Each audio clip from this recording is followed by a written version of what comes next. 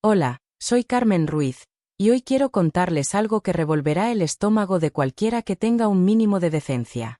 Durante más de 10 años de mi vida, la persona que más amé en este mundo, a quien crié con tanto cariño, a quien traje a este mundo con dolor y alegría, esa misma persona me hizo daño todos los días.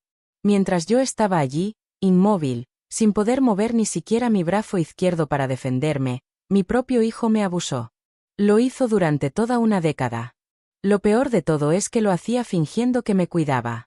Puede sonar a algo sacado de una película de terror, pero sucedió aquí mismo, en Guadalajara, dentro de mi propia casa, bajo el mismo techo donde lo crié, pensando que estaba formando a un buen hombre. Me llamo Carmen Ruiz y tengo 72 años. Vivo en Guadalajara, Jalisco. ¿Quiénes me ven hoy, vendiendo mis hierbas medicinales en el mercado de la Plaza Mayor con mi pequeño puesto lleno de plantas curativas, charlando con la gente y dando consejos sobre tés y remedios? No pueden imaginar el infierno que viví. La gente me conoce como Doña Carmen, la señora de las hierbas, aquella que siempre tiene una sonrisa en el rostro y una palabra de consuelo para quien está sufriendo. Pero detrás de esa sonrisa, hay una historia que guardé por mucho tiempo. Una historia que me rompió por dentro y que, al fin, decidí contar, porque sé que hay otras mujeres allá afuera que están viviendo lo mismo que yo viví. Tal vez, si ellas escuchan mi historia, puedan encontrar el valor que yo misma no tuve durante tanto tiempo. Mi vida no siempre estuvo llena de plantas ni remedios naturales. Trabajé durante años en una fábrica de textiles aquí, en Guadalajara. Pasaba todo el día cosiendo, ganándome la vida con el sudor de mi frente para criar a mi hijo sola. La fábrica estaba en el Parque Industrial, un edificio grande y ruidoso, donde cientos de mujeres como yo pasábamos el día inclinadas sobre las máquinas de coser. Hacíamos ropa que nunca podíamos comprar para nosotras mismas. El padre de mi hijo, Javier, me dejó cuando supo que estaba embarazada. Dijo que no quería responsabilidades, que era demasiado joven para ser padre. Él era un hombre guapo, de buena familia, que me llenó la cabeza de promesas, pero desapareció tan pronto como se dio cuenta de que la situación no era un juego. Cuando Javier me dejó, yo tenía solo 19 años y ya estaba esperando a mi hijo, quien entonces fue llamado Eduardo. A pesar de todo, decidí que iba a criar a Eduardo con amor y darle todo lo que yo no tuve en mi niñez. Mi madre había muerto cuando yo era pequeña, y mi padre, aunque buen hombre, no sabía cómo demostrar su cariño. Me prometí a mí misma que mi hijo sería diferente, que crecería sabiendo que era amado, que tendría todas las oportunidades que yo no tuve. Recuerdo que, a pesar de todo lo que pasaba, trabajaba más que nunca. Me levantaba a las 5 de la mañana para preparar el desayuno y dejarle la comida lista a Eduardo, para que cuando volviera del colegio pudiera calentarla. Tomaba 2 camiones para llegar a la fábrica antes de las 7. El trabajo en la fábrica era agotador. Los días se hacían eternos. A las 6 de la tarde, cuando llegaba a casa, me sentía tan cansada que apenas podía moverme. Pero siempre encontraba fuerzas para hacer la cena, ayudar a Eduardo con su tarea, lavar la ropa, limpiar la casa y preparar todo para el día siguiente. Era una rutina que me desgastaba por dentro, pero lo hacía pensando en el futuro de mi hijo. Los fines de semana, cuando no estaba haciendo las tareas del hogar, trataba de llevar a Eduardo al parque, le compraba un helado, y le trataba de dar una infancia mejor que la que yo tuve. Eduardo era un niño cariñoso, o al menos eso pensaba yo. Me ayudaba en casa, barría el patio, sacaba la basura y siempre me decía que me amaba. Me decía que, cuando creciera, me cuidaría. Estas palabras me daban fuerzas para seguir adelante, día tras día, sin descanso. Soñaba con el día en que se graduara, consiguiera un buen empleo y pudiéramos tener una vida más tranquila. Jamás se me pasó por la cabeza que, dentro de ese niño que yo criaba con tanto sacrificio, se estaba gestando algo más oscuro, algo que yo no podía ver. Cuando Eduardo cumplió 18 años, empecé a notar cambios extraños en su comportamiento. Al principio, fueron solo miradas. Se quedaba observándome de una manera que me resultaba incómoda, especialmente cuando me cambiaba de ropa o salía de la ducha. Eran miradas prolongadas que me hacían sentir extraña, pero trataba de ignorarlas. A veces sentía que alguien me espiaba, que alguien me estaba observando, pero cuando me giraba para comprobarlo, Eduardo estaba lejos, mirando la televisión o en su teléfono móvil. Pensé que tal vez estaba exagerando, que todo lo que sentía eran paranoias por el cansancio del trabajo, pero no podía evitar la incomodidad. A lo largo de las semanas, la situación empeoró. Eduardo empezó a volverse más pegajoso conmigo, más afectuoso, pero de una manera que no era normal entre madre e hijo. Quería abrazarme todo el tiempo, me daba besos en la mejilla que duraban más de lo necesario. Siempre buscaba excusas para acercarse a mí, para rozarme, para tocarme. Cuando estaba en la cocina, preparándole la comida, llegaba por detrás y me rodeaba con los brazos, pegando su cuerpo al mío de una forma que me hacía sentir incómoda. Si me quejaba, se reía y decía que era su forma de demostrarme cariño, que no podía ni abrazar a su propia madre. Un día me dijo que quería darme un masaje porque me veía muy cansada del trabajo. Yo lo dejé, pensando que, después de todo, era su manera de cuidar a su madre. Pero el masaje no fue normal. Comenzó bien, en mis hombros, como cualquier masaje que un hijo le podría dar a su madre, pero luego sus manos fueron bajando, tocando mi espalda, mis costados, y acercándose a mis pechos. Cuando le pedí que parara, él se rió y me dijo que estaba exagerando, que no pasaba nada, que solo intentaba aliviar mi tensión. Me dijo que estaba viendo maldad donde no la había, pero a mí me pareció algo completamente inapropiado. Sin embargo, me sentí culpable por dudar de él, después de todo, era mi hijo.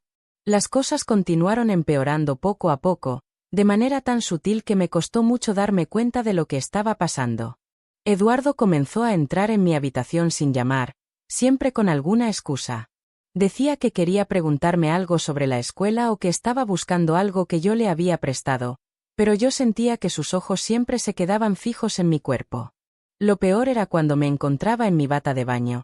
Él se quedaba más tiempo de lo necesario, solo para hablar de cualquier cosa, pero yo notaba cómo sus ojos recorrían mi cuerpo.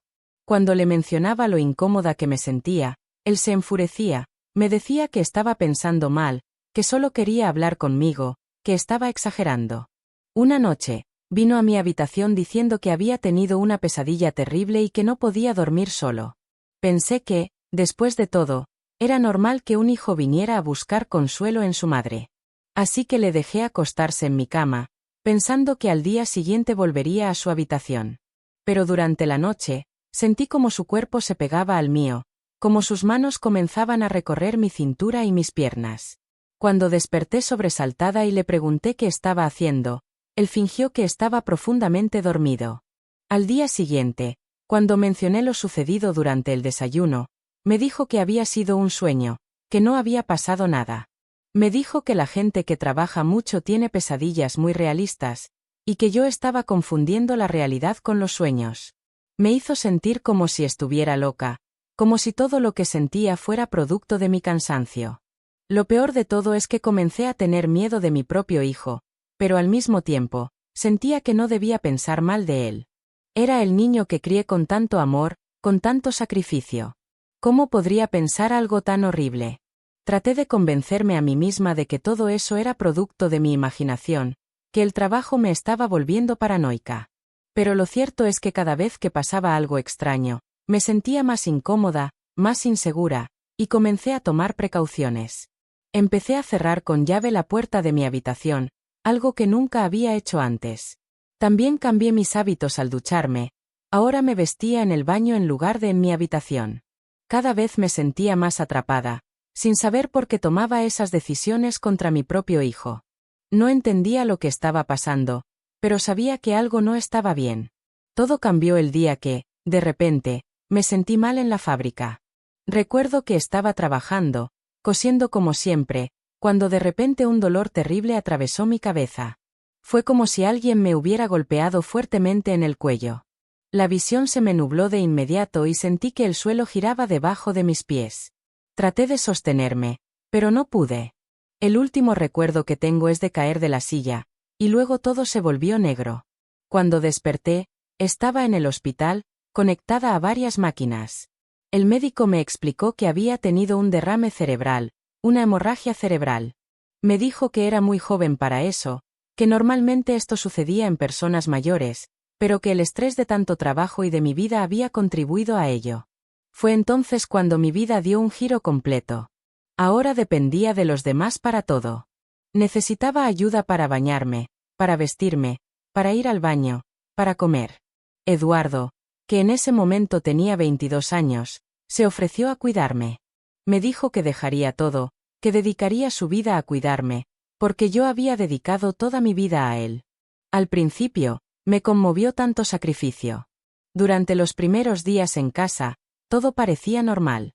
Me ayudaba a vestirme, me llevaba al baño, me daba de comer, me bañaba. Yo estaba agradecida de tener un hijo tan dedicado. Pero pronto las cosas empezaron a cambiar. Al principio, Eduardo empezó a decir que nadie más podía cuidarme, porque solo él sabía cómo hacerlo bien. Despidió a la señora que la trabajadora social había contratado para ayudarme unas horas al día, Marta. Marta era una mujer de unos 50 años, muy cariñosa, que venía 3 veces por semana a darme baños y hacer algunos ejercicios básicos de fisioterapia. Tenía experiencia cuidando a personas con derrames cerebrales y sabía cómo manejar la parálisis. Pero Eduardo empezó a quejarse de ella. Decía que no lo hacía bien, que me lastimaba durante los ejercicios, que no tenía la paciencia suficiente. Pronto, Marta decidió renunciar.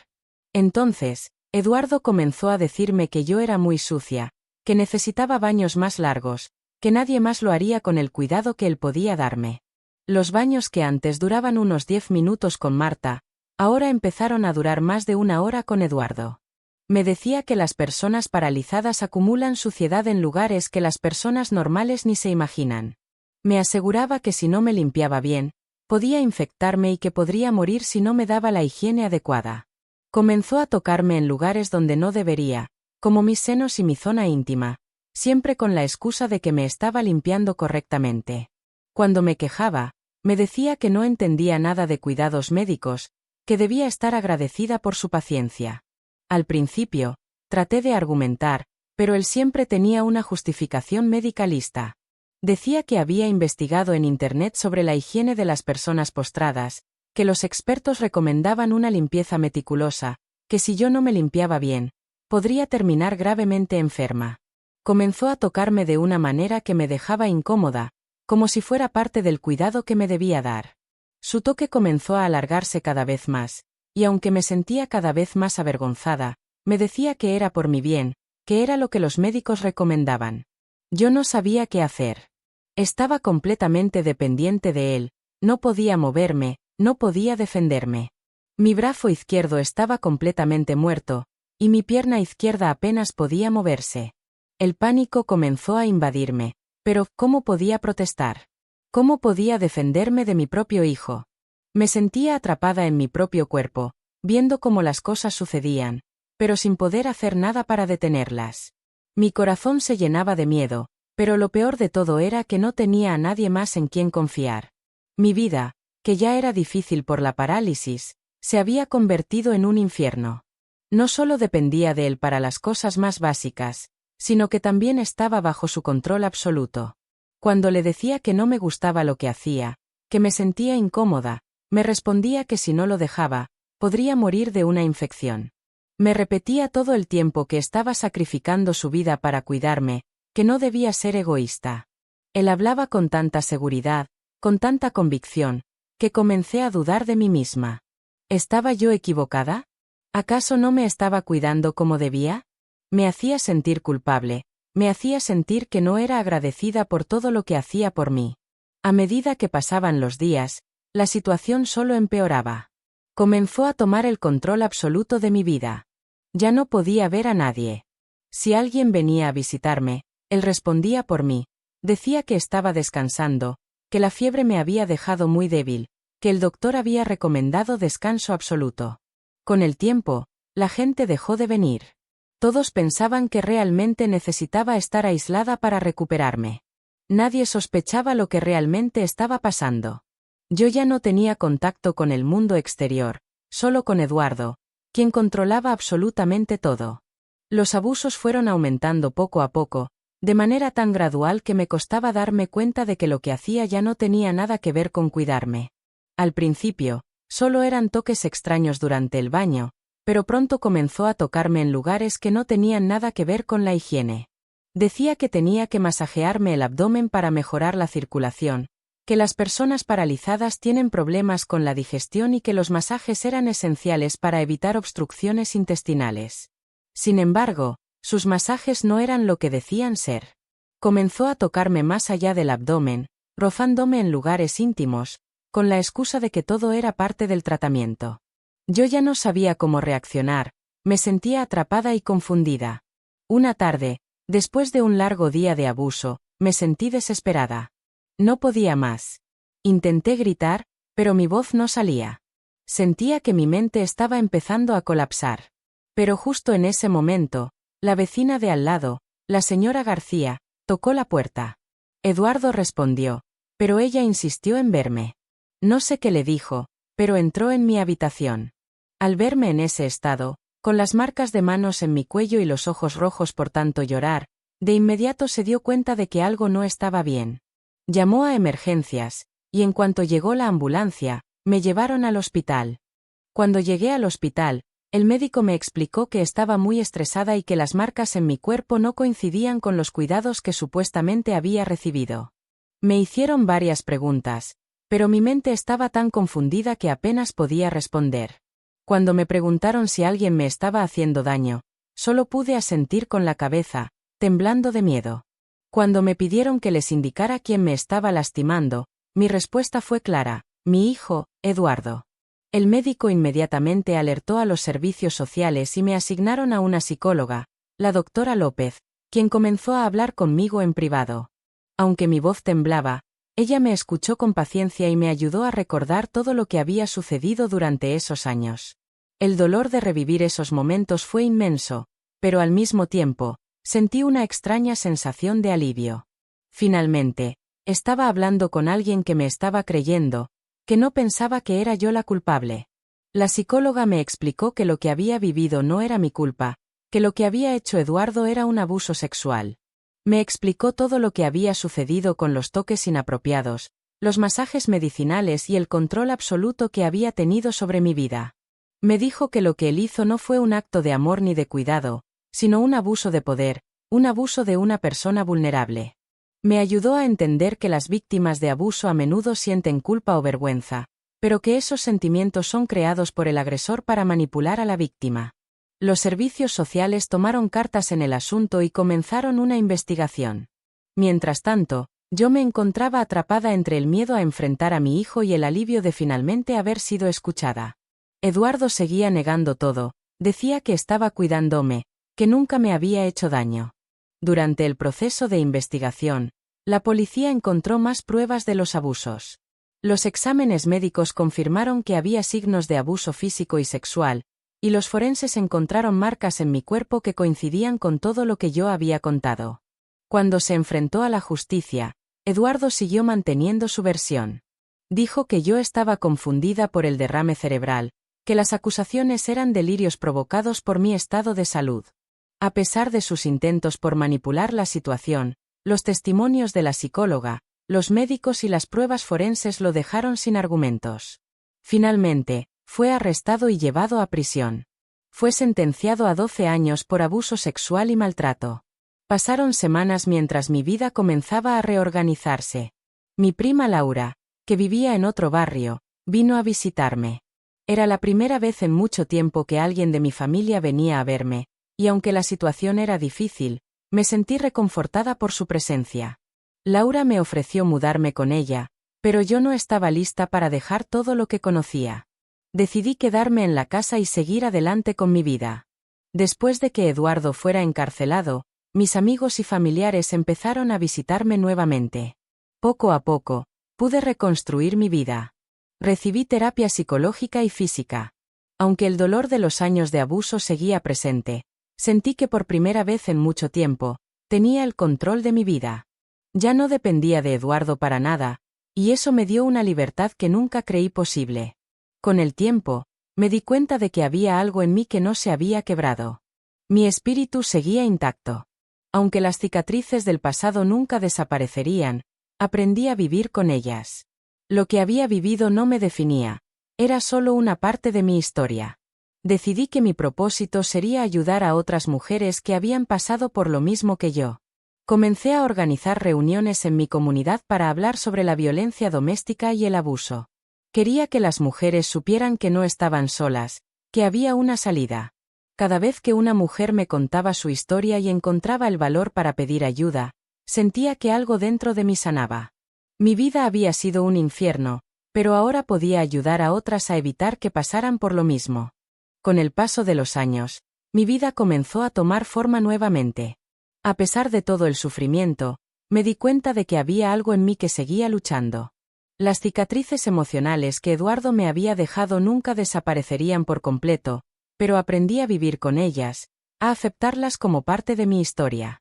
Mi prima Laura, quien se convirtió en mi gran apoyo, me animó a que diera un paso más en mi recuperación. Me sugirió que me dedicara a algo que me apasionara, algo que me diera una nueva razón para levantarme cada mañana. Fue entonces cuando decidí involucrarme en la creación de productos naturales. Siempre me habían gustado las plantas, y recuerdo que mi madre me enseñó desde pequeña a preparar remedios caseros. Al principio, comencé con pequeñas infusiones de hierbas, ungüentos y tés para mis amigas y vecinos. Pero a medida que el tiempo pasó, la idea de abrir un pequeño negocio se fue tomando forma en mi mente. Mi experiencia personal me hizo darme cuenta de que, a pesar del dolor, tenía la capacidad de transformar esa situación en algo positivo, algo que podría ayudar a otras personas a sanar de manera natural. Abrí una pequeña tienda en el centro de la ciudad, vendiendo mis remedios y plantas curativas. Desde el principio, la gente comenzó a llegar. La mayoría eran personas que buscaban soluciones naturales para problemas de salud comunes, como dolores de estómago, insomnio o ansiedad. Lo que comenzó como una pequeña tienda de productos naturales, poco a poco se fue convirtiendo en un lugar muy popular en la ciudad. Mi reputación creció, y con ello, mi confianza. Aunque nunca imaginé que mi vida tomaría este giro, me di cuenta de que había encontrado algo en lo que podía ser buena. Y lo más importante, me sentí útil nuevamente. Tenía una razón para seguir adelante, algo que me hacía olvidar, aunque sea por un momento, todo lo que había vivido. En ese proceso de sanar a otros, también me sanaba a mí misma. Mientras tanto, el caso de Eduardo continuó su curso legal. El juicio fue largo y doloroso, pero finalmente, después de mucha lucha, fue condenado. La justicia finalmente le dio lo que merecía. No fue fácil, pero lo logré. Sin embargo, a pesar de todo el sufrimiento, comprendí que ya no podía vivir atada a lo que había pasado. Tenía que mirar hacia adelante, no hacia el pasado. Y fue entonces cuando decidí, con todo mi corazón, que lo que realmente importaba era mi futuro. Los primeros años de mi tienda fueron difíciles, pero poco a poco, comencé a recibir más clientes. Con el tiempo, me di cuenta de que podía vivir de mi negocio. Vendía infusiones de hierbas, pomadas caseras, jarabes naturales, y mi tienda se llenaba de gente que confiaba en mis productos. Fue entonces cuando comencé a organizar talleres sobre medicina natural y remedios caseros. Lo que más me gustaba era ayudar a las personas a comprender cómo la naturaleza podía ser una fuente poderosa de curación. Además de mi negocio, comencé a realizar charlas en centros comunitarios, donde hablaba sobre la importancia de cuidar la salud de manera natural, sin depender exclusivamente de medicamentos. Siempre creí que la naturaleza tenía un remedio para casi todo, y quería compartir ese conocimiento con las personas que más lo necesitaban. Sin embargo, el proceso de sanar mi alma no fue sencillo. Todavía había noches en las que me despertaba sudando, con el recuerdo de lo que Eduardo me había hecho. Pero con cada día que pasaba, con cada cliente que venía a mi tienda agradecida por un remedio, sentía que algo dentro de mí sanaba. Mi vida no era perfecta, pero estaba reconstruyéndola poco a poco. Mis heridas emocionales comenzaban a cicatrizar.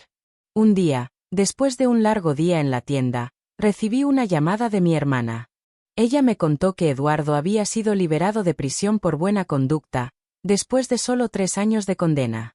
Mi estómago se revolvió al escuchar esa noticia.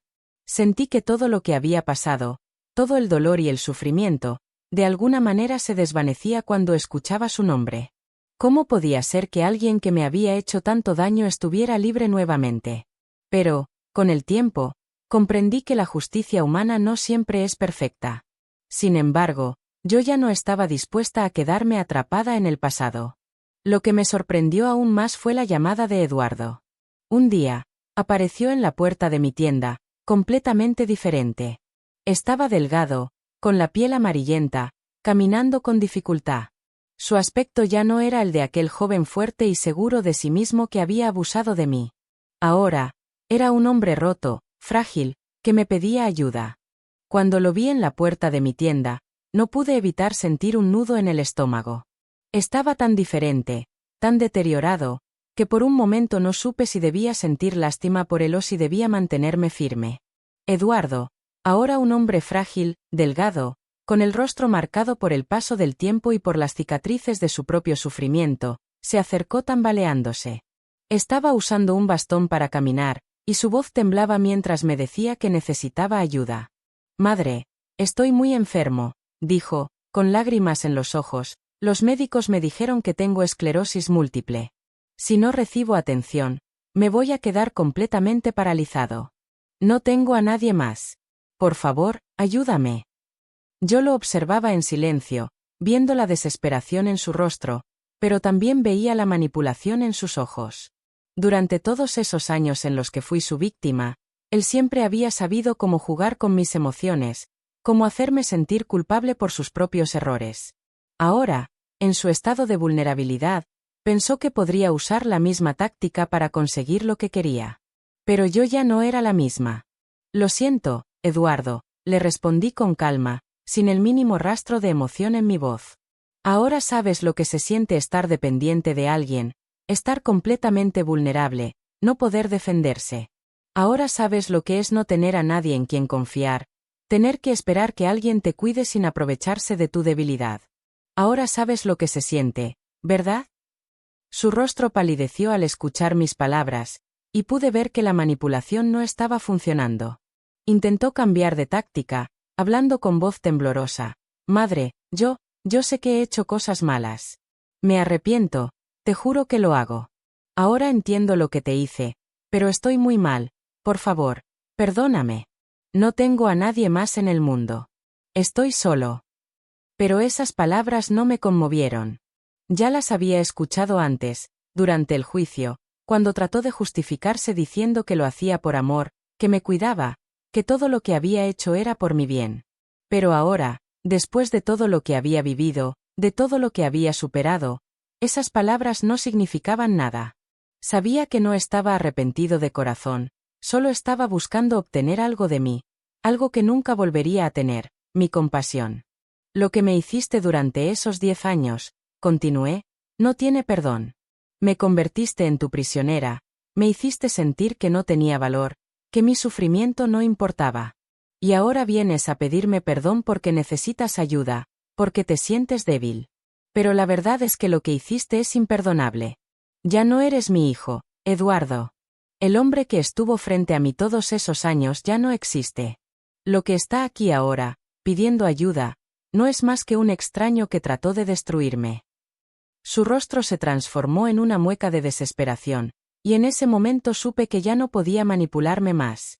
Sabía que había llegado el momento de poner fin a su control sobre mí, de cerrar definitivamente esa puerta que había estado abierta durante tanto tiempo. No sentí miedo, ni rabia, ni tristeza. Lo que sentí fue una calma profunda, una paz que me decía que finalmente había recuperado mi vida, que finalmente era libre de él.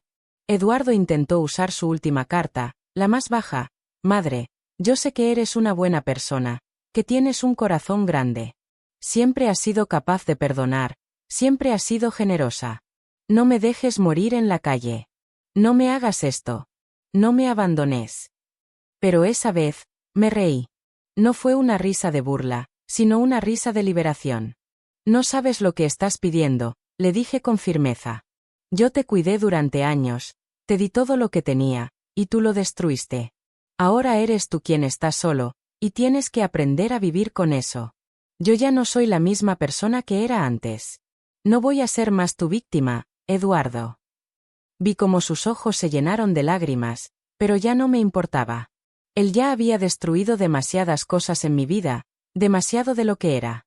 Y yo, por fin, había logrado reconstruirme, ser la persona que siempre debí ser.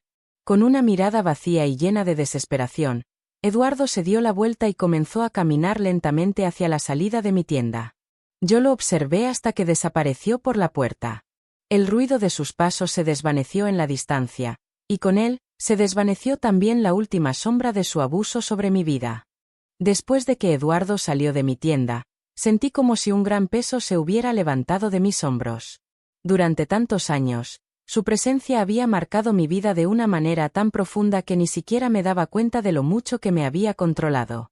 Pero esa tarde, cuando lo vi alejarse, supe que finalmente había recuperado el control. Ya no era la víctima. Ya no tenía miedo. Estaba libre. Me senté en la silla detrás del mostrador, tomando un profundo respiro. No podía creer que, después de todo, mi vida había llegado a este punto. Había pasado por tantas cosas, tanto sufrimiento y dolor, pero al final, la verdad siempre sale a la luz. Y yo estaba aquí, viva, con la oportunidad de reconstruir mi vida. Cuando Silvia, la joven que me ayudaba en la tienda, volvió de su descanso, me encontró sentada allí, en silencio. Me miró preocupada, pero yo solo le sonreí. «¿Todo está bien, Silvia?» «Todo va a estar bien», le dije. Y aunque sabía que las cicatrices emocionales seguirían conmigo, también sabía que había comenzado un nuevo capítulo. En las semanas que siguieron, mi vida comenzó a estabilizarse. Seguí con mis terapias y continué con mi negocio de hierbas medicinales, que se había convertido en un verdadero pilar para mí. El trabajo me dio algo en lo que concentrarme, un propósito. Cada cliente que llegaba a mi tienda, cada charla que daba sobre remedios naturales, me hacía sentir que estaba haciendo algo bueno, algo que tenía sentido. Mi prima Laura, quien siempre me había apoyado, continuó viviendo conmigo. Ya no era solo una prima que me cuidaba, sino mi amiga más cercana, mi confidente. Ella siempre estuvo ahí para ayudarme a levantarme, para darme fuerzas cuando más las necesitaba. Y, lo más importante, me enseñó que el amor verdadero no es posesivo ni manipulador, que se basa en el respeto mutuo y el apoyo incondicional. Durante ese tiempo, también conocí a don Antonio, un hombre mayor que comenzó a visitar mi tienda para comprar té de manzanilla. Antonio, un hombre amable y respetuoso, se convirtió en alguien muy especial en mi vida.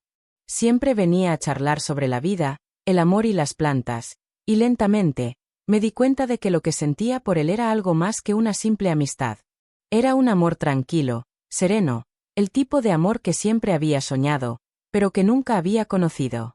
Con él, aprendí que aún había belleza en el mundo, incluso después de todo el sufrimiento que había vivido. A medida que mi vida se fue reconstruyendo, comencé a pensar más en el futuro. Ya no tenía miedo de lo que pudiera suceder. Sabía que podía enfrentar cualquier cosa, porque ya había enfrentado lo peor. Y mientras mi negocio crecía, decidí empezar a ayudar a otras mujeres que, como yo, habían sufrido abuso. Comencé a organizar reuniones en mi tienda, a crear un espacio seguro para aquellas que necesitaban hablar, para aquellas que necesitaban saber que no estaban solas. En esas reuniones, escuchaba historias similares a la mía, mujeres que habían sido maltratadas, que habían sido utilizadas, que habían sido silenciadas. Mi corazón se rompía cada vez que escuchaba sus relatos, pero también sentía una profunda satisfacción al ver que juntas podíamos empezar a sanar, juntas podíamos encontrar el valor para comenzar de nuevo. Cada día, veía cómo esas mujeres ganaban fuerza, cómo, poco a poco, aprendían a valorarse a sí mismas. Todo lo que había vivido, todas las lágrimas, todo el dolor, ahora tenía un propósito. No solo me había sanado a mí misma, sino que ahora podía ayudar a otras a sanar también. Y en ese proceso, descubrí algo muy importante. Nunca se es demasiado viejo para empezar de nuevo. No importa cuántas veces caigas, lo importante es levantarse, seguir adelante, y nunca perder la esperanza. Mi tienda se convirtió en mucho más que un negocio. Era un refugio para mujeres, un lugar donde podían encontrar consuelo y fuerza. Las hierbas curativas que vendía no solo sanaban cuerpos, sino también corazones rotos, almas que habían sufrido, vidas que necesitaban un nuevo comienzo. La gente de la ciudad empezó a reconocer mi tienda como un lugar de esperanza, un lugar donde las personas iban a encontrar más que remedios naturales, encontraban la fuerza para seguir adelante. Los años pasaron y mi vida, poco a poco, fue tomando un rumbo que jamás imaginé. A medida que me dedicaba más a mi negocio y a ayudar a otras mujeres, me di cuenta de lo mucho que había cambiado. Ya no tenía miedo de lo que me había sucedido. El pasado, aunque siempre iba a ser parte de mí, ya no tenía poder sobre mi presente. Había logrado, con mucho esfuerzo y valentía, superar todo lo que me había hecho Eduardo, y había transformado esa experiencia dolorosa en una misión de vida. Mi tienda de hierbas medicinales comenzó a prosperar mucho más de lo que había soñado. Cada vez más personas venían a mí en busca de soluciones naturales para sus problemas de salud. Los productos que preparaba con mis propias manos no solo curaban, sino que también aportaban bienestar y paz a las personas. La satisfacción de ver que mi trabajo podía aliviar a otros me daba una alegría inmensa. Era como si todo el sufrimiento que había vivido me hubiera dado la sabiduría y la fuerza para ayudar a sanar a los demás. Además, el grupo de apoyo para mujeres que había formado en mi tienda se fue expandiendo. Más mujeres empezaron a asistir, compartiendo sus historias, sus dolores y sus sueños. Juntas, nos ayudábamos a sanar, a entender que el abuso no nos definía, que éramos mucho más que las heridas que llevábamos en el alma. Cada vez que una mujer se levantaba y tomaba la decisión de cambiar su vida, sentía que mi propósito en la vida se cumplía un poco más. Pero mi mayor satisfacción no solo provenía de mi tienda o de las mujeres que ayudaba. Mi vida personal también había encontrado una paz que nunca creí que alcanzaría. Antonio y yo seguimos viéndonos con frecuencia, y poco a poco, nuestra relación se fue fortaleciendo. Él no solo me trataba con respeto, sino con una ternura y un cuidado que me hacían sentir valorada como mujer. Con él, pude redescubrir lo que era el amor verdadero. Un amor sin manipulaciones, sin abuso, un amor que no te hace sentir miedo, sino paz. Las tardes que pasábamos juntos, conversando sobre nuestras vidas, compartiendo nuestras experiencias y disfrutando de la compañía del otro, fueron algunas de las más felices de mi vida. Antonio me mostraba cada día que nunca es tarde para encontrar a alguien que te valore y te respete, y que el amor verdadero no tiene edad ni tiempo. Con él, sentí que había encontrado una segunda oportunidad para ser feliz. A pesar de todo lo que había vivido, de las noches oscuras de terror, de las cicatrices que todavía llevaba, entendí que mi vida no estaba definida por el abuso ni por el sufrimiento. Estaba definida por la capacidad de reconstruirme, por la fuerza que había encontrado dentro de mí para seguir adelante, por la pasión con la que decidí vivir y ayudar a los demás. Había pasado por el infierno, pero ahora estaba aquí, más fuerte que nunca, con un propósito claro. Ayudar a las mujeres a superar lo que yo misma había vivido y demostrarles que siempre hay una salida, siempre hay esperanza. Y lo más importante, comprendí que la verdadera liberación no viene de la venganza ni del rencor, sino de la paz interior, de encontrar el perdón para uno mismo y de dejar ir el pasado. A través de mis charlas, mis productos naturales y el apoyo que brindaba, entendí que el mayor regalo que podía darme a mí misma era vivir para mí, sin miedo, sin culpa, y sin que el pasado dictara mi futuro. Han pasado muchos años desde que Eduardo entró por última vez en mi tienda. Desde ese día, mi vida ha seguido su curso, lleno de aprendizajes y momentos de paz. Ya no soy la misma persona que era cuando estaba atrapada en su control, en su abuso. Ahora soy más fuerte, más sabia, y, sobre todo, libre. Libre para vivir mi vida como siempre debí haberlo hecho. Libre para ser yo misma, sin miedo, sin las sombras del pasado acechando. Mi tienda, que comenzó como un pequeño refugio para mi alma, se ha convertido en un lugar de esperanza para muchas personas. No solo vendo hierbas y remedios naturales, sino que también ofrezco un espacio donde las personas pueden encontrar consuelo, respuestas y, sobre todo, la oportunidad de sanar. La comunidad que he formado a través de la tienda es más que un grupo de clientes, es una red de apoyo mutuo, donde todos compartimos nuestras historias y nos ayudamos a seguir adelante. He viajado mucho también, compartiendo mis conocimientos sobre medicina natural y ayudando a otras mujeres a entender que nunca es tarde para empezar de nuevo. A veces me invitan a dar charlas, a compartir mi historia, y aunque hablar de mi pasado siempre me llena de tristeza, también me da fuerzas. Saber que mi experiencia puede servirle a alguien más me da el propósito que necesitaba. He aprendido que cada día es una oportunidad para sanar y crecer, y que el poder de una mujer no radica solo en su fortaleza física, sino en su capacidad de levantarse y seguir adelante después de cada caída. Hoy, a mis 72 años, me siento más plena que nunca. Tengo mi negocio, una vida tranquila junto a mi prima Laura, y el apoyo de Antonio, que sigue siendo una presencia cálida y constante en mi vida. Mi relación con él es simple, llena de respeto y cariño. Es un amor tranquilo, sin los altibajos que tanto temía. Con él he aprendido que el amor verdadero no es una lucha constante, sino una paz compartida. Aunque a veces, cuando la noche cae y me quedo sola en mi tienda, siento que el dolor de lo vivido regresa por un momento, me doy cuenta de que ya no me define. Soy mucho más que eso. Soy la mujer que sobrevivió. Soy la mujer que decidió vivir, que decidió transformar el sufrimiento en algo positivo.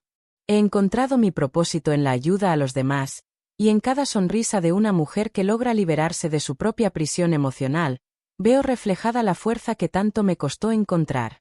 No sé qué depara el futuro, pero ahora sé que soy capaz de enfrentarlo. No importa lo que haya pasado, siempre hay una segunda oportunidad. Siempre hay una nueva oportunidad para sanar, para comenzar de nuevo, y para vivir la vida con dignidad y amor propio. Lo que más valoro hoy en día es la libertad de ser yo misma, sin temerle a las sombras del pasado, y con la certeza de que he logrado lo más importante, vivir sin miedo. Si algo he aprendido es que nunca es tarde para empezar de nuevo.